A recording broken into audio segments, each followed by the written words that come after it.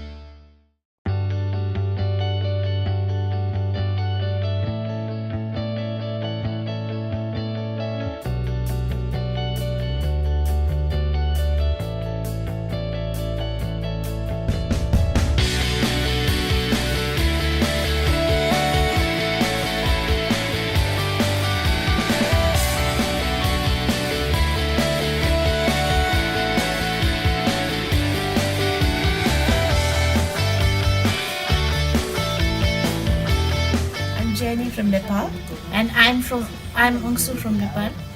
and from Mashav training, we learned interdisciplinary STEM approach.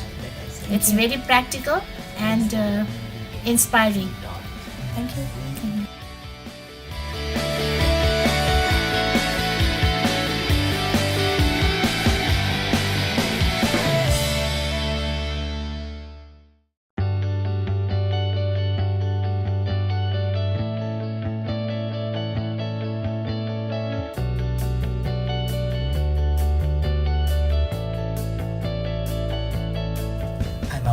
I'm Nomita. We are from India.